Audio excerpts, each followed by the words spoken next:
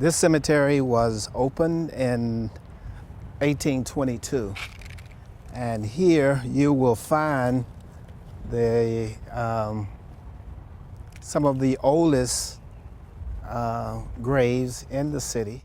Well, especially you will see the graves of the early settlers and founders of the city. As you know, Nashville was settled in 1780. Most of the African American graves are to the back of the cemetery, or the south side of the cemetery.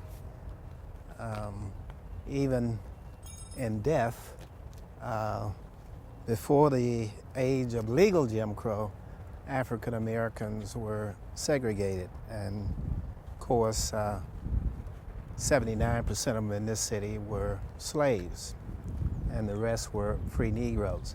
But even free Negroes are buried on the other side. They are buried on the south side of the cemetery. This cemetery is a great example of a historical classroom because many of these tombstones are the only records that are left of some persons who inhabited this city in the earliest decades. This cemetery, like many cemeteries, has a register. So you are registered at birth, and also we are registered at death. But in this section here, you can find some tombstones for free Negroes.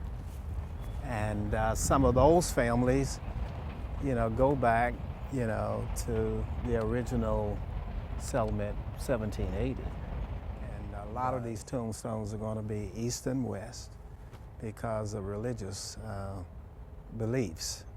And some of them are going to be with the stone facing the east, where, the resurrection comes from. And so the bodies will just rise up and face, the Christ coming from the east. So a lot of these stones, notice they're going to be east and west because of those religious beliefs. And you can see that Nashville was a very religious community. This famous black buried out here would be Frank Paris. A free Negro would be buried probably in this section because Frank Paris was a Negro barber. I think he died in 1867. He was fairly well-to-do because all barbers in town were Negroes, mostly free Negroes, dominated the barbering business and the hack service business, which we call taxes today. But this is Jerry Porterfield, and as you can see, his stone says he was 78 years of age when he died. But he saved his master's life in downtown Nashville by pushing him out of the way of a runaway freight wagon. And the man was so grateful, he gave him a headstone. All the rest of the slaves had no headstones that remain today like Jerry Porterfield's.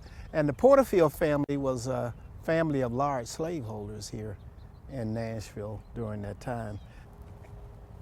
Now this section of the cemetery, for those looking for family history and genealogy, is more recent. And here you will find tombstones for African Americans, such as one of the original Jubilee singers, Fisk University Jubilee singers.